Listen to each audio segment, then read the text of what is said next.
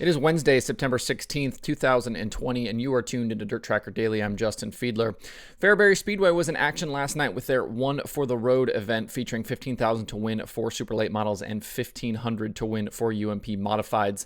As we mentioned yesterday on the show, the fields for both divisions were very strong with good money up for grabs on a Tuesday. In the night's late model feature, Josh Richards started from the pole, but it was Brandon Overton who grabbed the lead on lap 1 from his outside front row starting position.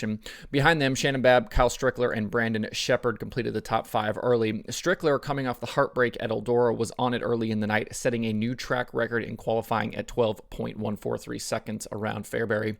Back to the feature, Overton was out front in the early going, but with the race nearing 15 laps complete, the battle for the lead heated up with Richards jumping back to the point. The racing out front brought the whole top 5 together with Babb, Strickler, and Sheppard joining the mix. At halfway in the 50-lapper, Richards was again under fire, this time from Strickler, with the two swapping the lead multiple times over the next few laps. From there, it was then Babb's turn to take advantage of the leaders mixing up, and he rolled the bottom to grab the lead from Richards, approaching 20 to go. Babb in his Bloomquist chassis then settled in out front with Brandon Sheppard moving to second. A caution with 14 laps to go for a slowing Strickler brought the whole field back together, and 1 lap after the restart, Sheppard used the top side to take the lead. B-Shep drove away over the remaining laps to take the win over Josh Richards, Bobby Pierce, Fred Kickenass Jr., and Shannon Babb. It was a really fun race to watch, which certainly isn't uncommon for late models at Fairbury. If you haven't watched that feature, go check out the replay over at flowracing.com. In the night's modified feature, Mike McKinney and Alan Weiser battled early, and then Nick Hoffman was on the move. He moved into second and was after McKinney for the lead before halfway. Inside 10 to go, Hoffman cleared McKinney on the bottom for the top spot, but McKinney wasn't done yet. The two swapped the lead and lanes multiple times as the laps ran out. A caution with 4 to go kept the battle tight out front, and McKinney and Hoffman continued to trade the lead in the final laps. Coming to the checkered, Hoffman's car bottomed out in turn 4, and McKinney was able to get a run and beat him back to the line for the win. Alan Weiser finished 3rd, Kyle Hammer 4th, and Jeff Lika was 5th. Besides the great racing, the banter back and forth between Hoffman and McKinney, both during and after the race in interviews, was actually really, really fun. I know they're friends, but it's certainly great to see them talk a little bit of smack between the two of them. In other late model racing last night, Ross Bales got by Trent Ivy late to win $3,500 at Lawrence County Speedway in South Carolina. Zach Mitchell was 3rd, Rambo Franklin 4th, and Brett Ham finished 5th. Over to some news from yesterday. USAC confirmed the remainder of their 2020 schedules for the 3 national series. 5 events remained for the sprint cars, 10 for the midgets, and 2 for the Silver Crown series. The biggest takeaway from their announcement is the loss of the Oval Nationals for sprint cars at Paris Auto Speedway and the loss of the Turkey Night Grand Prix at Ventura Raceway for the midgets. Tickets for the 2020 Oval Nationals will be good for the 2021 edition. So the remaining races look like this.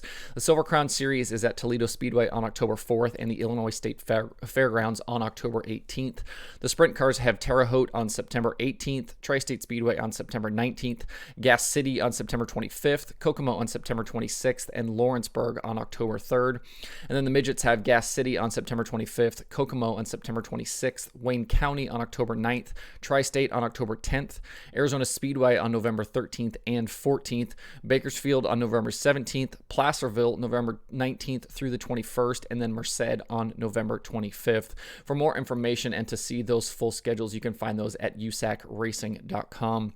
Speaking of USAC, we found out on Monday that Tanner Thorson would not be finishing the season in the Hayward Motorsports number 19 midget, and we found out just this morning that Brady Bacon will be replacing him. The team is currently 4th in USAC midget points, and Bacon will run the remainder of the season. On the show yesterday, we went through race predictions for the rest of the World of Outlaws season to try and predict the champion, which ended up being Brad Sweet. And I wanted to go through the rest of the All-Star schedule and do the same for that series, being as how that points battle is so tight right now.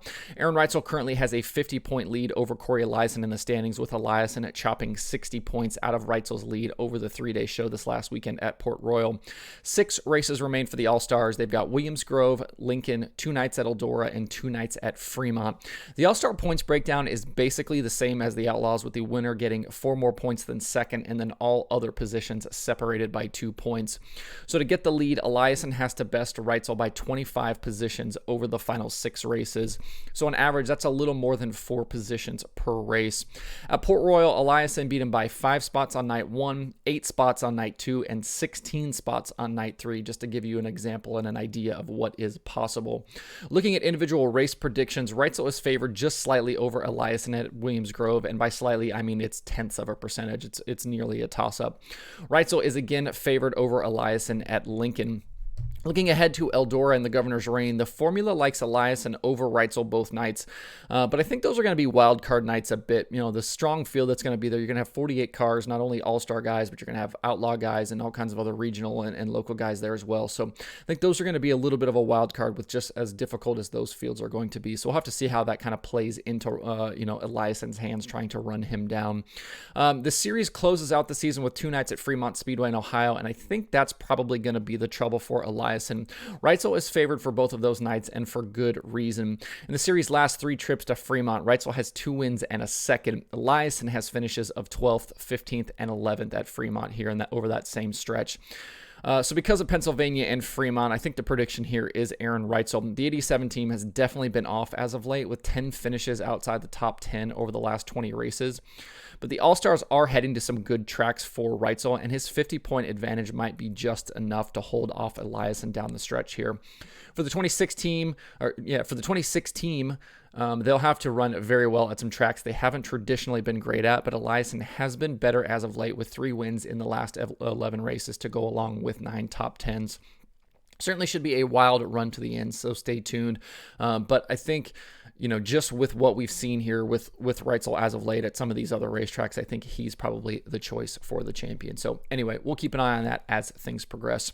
If you need some more dirt racing audio to get through your work week, Wing Nation has Lance DeWeese and Jacob Allen. Open Red also has Jacob Allen.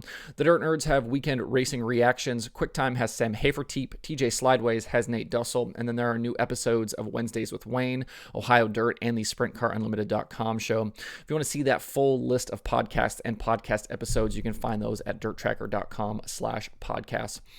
There are 2 shows on the streaming schedule today. Flow Racing has the usual USAC 24/7, and then they have also got 410 sprint cars at Lincoln Speedway tonight in Pennsylvania. You can see that full list along with links to watch at DIRTRACKR.com/watch tonight.